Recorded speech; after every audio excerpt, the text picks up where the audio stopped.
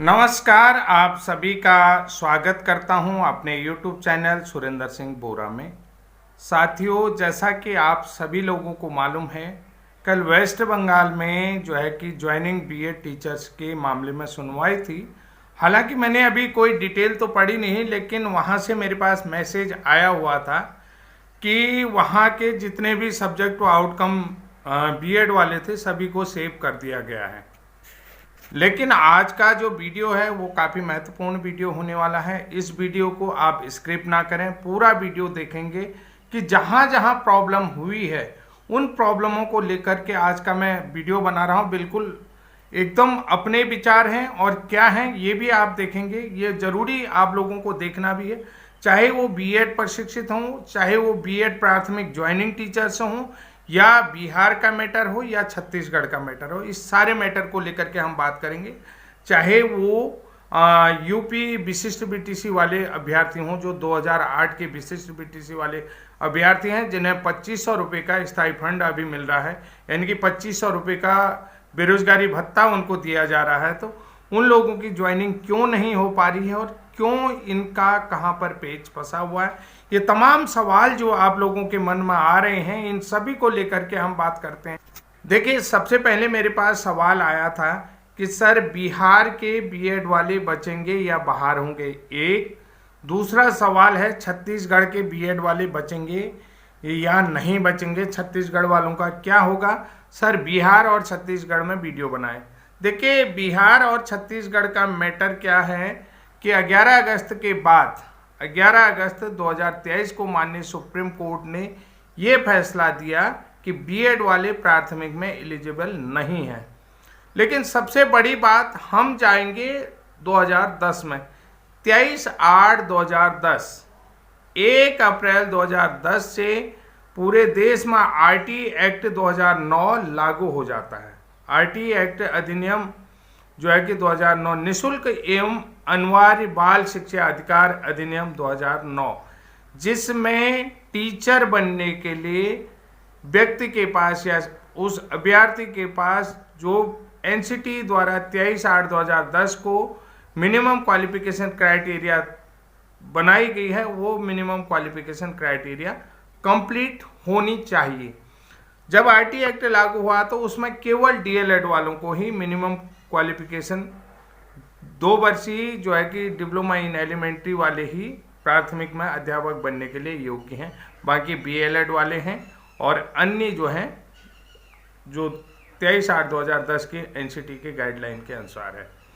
तो 11 फरवरी 2011 को एनसीटी की गाइडलाइन भी तय की जाती है। अब बहुत सारे राज्यों में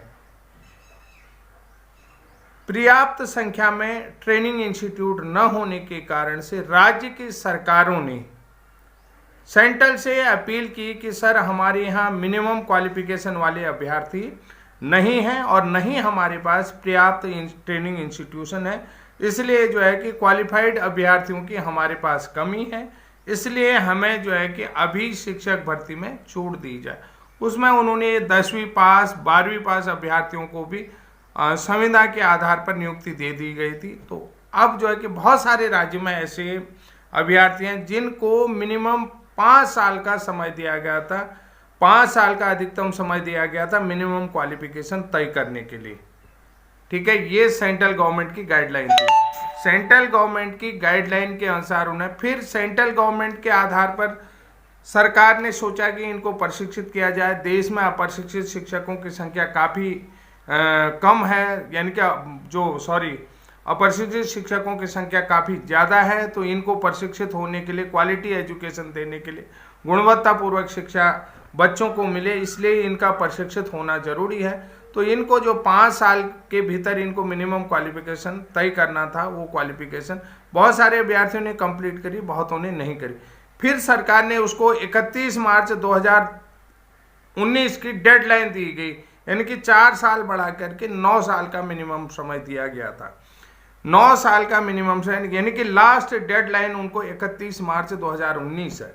तो साथियों, अब मैं यहाँ पर ध्यान में ये करना चाहता हूँ, ये जो बातें मैं आपको बता रहा हूँ, लास्ट उन अभ्यर्थियों के लिए जो राज्य सरकार के अंतर्गत सरकारी विद्यालयों में पढ़ा रहे हैं, जिन अभ्यर्थियों के पास मिनिमम क्वालिफिकेशन नहीं है, आज भी उनके पास मिनिमम क्वालिफिकेशन नहीं है, बीएड अभ्यर्थियों को उन सार कोर्ट के माध्यम से, सुप्रीम कोर्ट के माध्यम से उन डाटा को इकट्ठा करना होगा, उन लोगों की लिस्ट देनी होगी कि जो अपने को जो है कि 2023 तक जो है कि जिनके पास ऐसे कितने अभ्यर्थी हैं जिनके पास आज भी मिनिमम क्वालिफिकेशन नहीं है और सरकारी विद्यालयों में पढ़ा रहे हैं, 1 से 5 तक के विद्यालयों में पढ़ा रहे हैं। ऐसे देश में कितने अभ्यर्थी हैं? वो छत्तीसगढ़ में भी हैं, उत्तराखंड में भी। उत्तराखंड में शिक्षा मित्र, बहुत सारे शिक्षा मित्र हैं जिनके पास आज भी मिनिमम क्वालिफिकेशन, लेकिन सरकार ने क्या, जैसे उनका टेट होता है वैसे वैसे कंफर्म करते जा रही है। जबकि उनके लिए अंतिम गाइडलाइन 31 मार्च 2019 उनके लिए अंतिम डेडलाइन था। उसके बाद भी उन्हें आज भी छूट पर चल रहे हैं। आज भी उनको कोई नहीं, जब टीईटी पास कर लो 9 साल का समय होता कि यानी को उनको बहुत से मौके दिए गए। तो ऐसे में बीएड वालों को भी मौका दिया जाना चाहिए। जब बीएड वाले सुप्रीम कोर्ट के माध्यम से ये तय करेंगे कि राज्य में ऐसे किस किस राज्य में ऐसे अभ्यर्थी हैं जो 1 से 5 तक पढ़ा रहे हैं और जिनकी आज भी मिनिमम क्वालिफिकेशन एनसीटी की गाइडलाइन 23/8/2010 के अनुसार नहीं है, उन सभी का ये कोर्ट के माध्यम से डाटा मांगेंगे। अगर उन लोगों को रिलैक्सेशन मिल सकता है तो बीएड 2023 तक के, 2010 के बाद 2023 के बीएड वालों को भी 1 से 5 तक का रिलैक्सेशन मिल सकता है। इसके लिए आपको डेटा इकट्ठा करना पड़ेगा। अब सबसे बड़ी चीज है, डेटा कैसे इकट्ठा करेंगे मैं आपको बताता हूँ, इसके लिए भी बताएंगे। 20 मार्च 2024 में पटना हाईकोर्ट ने ऐसे अभ्यर्थियों के लिए डिसीजन निकाला, 2021 तक के ऐसे जितने भी अभ्यर्थी जिनके पास मिनिमम क्वालिफिकेशन नहीं है, चाहे वो बीएड वाले हों, डीएलएड वाले हों, तो उनको जो है कि बहुत सारे मौके दिए गए हैं। अब इनको जो है कि यहाँ से बाहर करना होगा, यानी कि उनको बाहर करने का आदेश पटना हाईकोर्ट ने। इस आदेश की कॉपी लगाएंगे। छत्तीसगढ़ में जो है कि छत्तीसगढ़ हाईकोर्ट ने बीएड जो ज्वाइनिंग टीचर्स हैं उनके अगेंस्ट जो है कि ये आदेश लगाया है और छत्तीसगढ़ में वो डाटा भी मांगेंगे, वो आप अपने जो है कि पीरियर में लिखेंगे। जो आपका रिट पिटीशन होगा उस पीरियर में आपके ये पॉइंट कि छत्तीसगढ़ के अंदर, राज्य के अंतर्गत 2011 के बाद, 2010 के बाद ऐसे कितने अभ्यर्थी 1 से 5 तक पढ़ा रहे हैं जिनके पास मिनिमम क्वालिफिकेशन नहीं है। कई लोग ऐसे भी हैं, मैंने सुनने में आ रहा है कि उन्हें सरकार ने डीएड कराया लेकिन डीएड की परीक्षा भी उत्तीर्ण नहीं कर पाए, टेट भी उत्तीर्ण नहीं, ऐसा भी सुनने में आ रहा है। इसके लिए कंफर्म नहीं हूं लेकिन बता रहा हूं।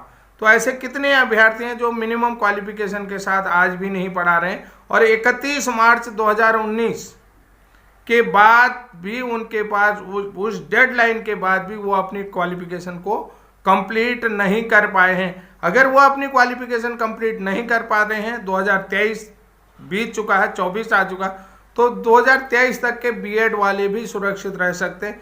ये सारी चीज़ें आप लोगों को सुप्रीम कोर्ट से डेटा मांगना पड़ेगा, सुप्रीम कोर्ट में ये सारी कार्रवाई करनी पड़ेगी।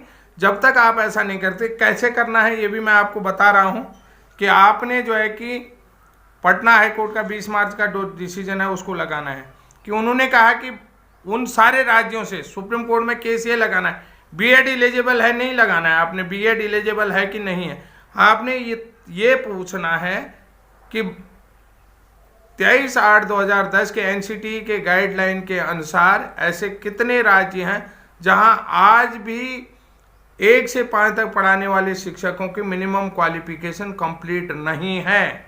उसके बाद आप पटना हाईकोर्ट का 20 मार्च का वो डिसीजन भी लगाएंगे ऑर्डर का बेस, जैसा कि पटना हाईकोर्ट ने ये डिसीजन दिया। इसी अनुसार पे सभी राज्यों में कहाँ कहाँ ऐसे अभ्यर्थी हैं वो डेटा आपको धीरे धीरे क्योंकि सुप्रीम कोर्ट के संज्ञान में ये सारी चीज़ें नहीं है। आपको मैं ये बता दूं, सुप्रीम कोर्ट के संज्ञान में ब्रिज कोर्स प्रशिक्षण करवाया है 31 मार्च तक, वो भी नहीं है। अब इससे क्या होगा कि जो पटना 6ठे चरण में जो शिक्षक बहाल हुए हैं जिनका ब्रिज कोर्स प्रशिक्षण हुआ है वो शिक्षक बाहर नहीं हो सकते हैं, वो शिक्षक भी सेफ बच जाएंगे।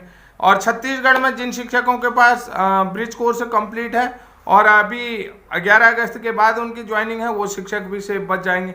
ये एक ग्रुप बन के आएगा। और जितने बाहर से लोग हैं बीएड वाले हैं तो बीएड वालों ने एक ऐसा समूह उनके साथ बनाना होगा कि अगर इन शिक्षकों को रिलैक्सेशन मिल सकता है, ये लोग पढ़ा सकते हैं 1 से 5 बिना मिनिमम क्वालिफिकेशन के, तो कोर्ट को जो है कि किसी भी प्रकार का डिस्क्रिमिनेशन नहीं कर सकते हैं आर्टिकल 16 के तहत, आर्टिकल 14 के तहत, कि किसी भी तरीके से कोई भी डिस्क्रिमिनेशन, भेदभाव नहीं कर सकते। इसको आपने हथियार बनाना होगा कि बीएड वाले कैसे बचेंगे, ऐसे ही बचेंगे जब आपके पास डेटा आएगा, सुप्रीम कोर्ट के संज्ञान में लाओगे। भैया अभी तो अप्रशिक्षित शिक्षकों की संख्या बहुत है, देश में पढ़ा रहे हैं, जब ये लोग अभी बने रख सकते हैं, इनके लिए कोई अभी किसी भी प्रकार का बाउंडेशन नहीं है, तो हम इन पर बाउंड कर रहे हैं, तो ये जो है कि एक तरीके से अनजस्टिस है बीएड के साथ, कि हम इनके साथ बाउंड कर रहे हैं। तो ये गलत है कि हम एक तरफ इन लोगों को छूट दे रहे हैं जो आउटसोर्सिंग से आए हैं, जो एनजीओज के माध्यम से आए हैं, इन लोगों को हमने जो है कि रेगुलर करने का प्रयास कर रहे हैं, और इन लोगों को हम क्यों नहीं करा सकते हैं 6 महीने का प्रशिक्षण, जैसे कि ज्वाइनिंग टीचर्स के लिए हो रहा। तो आप इस तरीके का डिस्क्रिमिनेशन नहीं कर सकते हैं। आप लोग कह रहे थे कि वीडियो बनाएं, और बेहतर से बेहतर, इससे भी बेहतर वीडियो, क्योंकि मैं अभी जल्दीबाजी में आप लोगों के क्यों आप लोगों के कमेंट आते हैं कि सर ये कैसे बचेंगे, ये बचेंगे सर, ये मैं आपसे दावा कर रहा हूँ, ये सारे लोग बचेंगे। लेकिन जब आपने तैयारी करोगे, आप कैसे जाना है, हमको ये भी कहा, मैं अभी आपको बता रहा हूँ NIOS DLED वाले की विश्वनाथ शाह जी को समझा रहा था। विश्वनाथ शाह जी के समझ में मेरी बात नहीं आई कि बोला ये क्या है, लेकिन मैंने मगन ट्यूटोरियल वालों को समझाया, उनकी समझ में ये आ गई बात पूरी। उन्होंने कहा सर आपका पॉइंट जायज़ है। भाई 20 मार्च को पटना हाईकोर्ट ने ऐसे अभ्यर्थियों के खिलाफ जो मिनिमम क्वालिफिकेशन के साथ आज भी नहीं है और 1 से 5 तक पढ़ा रहे हैं, उनको बाहर करने का आदेश दिया है। उस ऑर्डर की कॉपी लगाओ कि ऐसे कितने राज्य हैं जहां शिक्षकों के पास कक्षा 1 से 5 तक पढ़ाने के लिए मिनिमम क्वालिफिकेशन नहीं है, एनसीटी की गाइडलाइन यानी कि पूरी नहीं करते हैं, टेट की गाइडलाइन 2011 पूरी नहीं करते हैं। ऐसे कितने अभ्यर्थी हैं जो आज भी रिलैक्सेशन में हैं, जिनको आज भी छूट दी, जबकि उनका डेडलाइन था 31 मार्च 2019। 31 मार्च 2019 के बाद उनको इस पद पर बने रहने का कोई अधिकार नहीं है। संविधान के अनुसार जो उनका नियम था, उस रूल के अनुसार जो एनसीटी ने जो रूल तय किया था, उसके बाद वो नहीं बने रह सकते, लेकिन वो बने हुए हैं। तो ये कौन देखेगा? ये आप ही लोगों को देखना, जब तक आप लोग इसमें प्रयास नहीं करेंगे।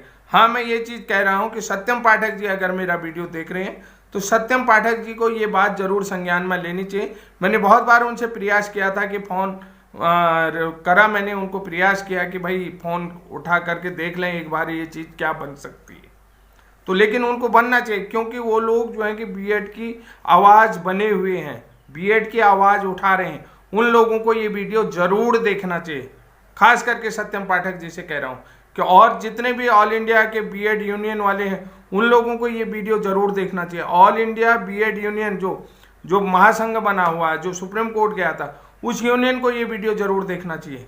अगर ये वीडियो वो लोग देखते हैं तो निश्चित रूप से जितने भी देश के बीएड प्रशिक्षित हैं ये पूरा इस वीडियो को देखेंगे, समझ में आएंगे।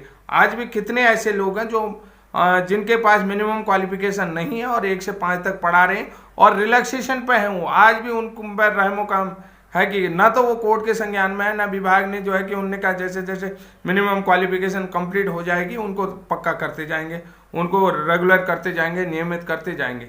लेकिन साथियों ये ध्यान में रखना, ये डेडलाइन 31 मार्च 2019 तक थी, उसके बाद नहीं थी।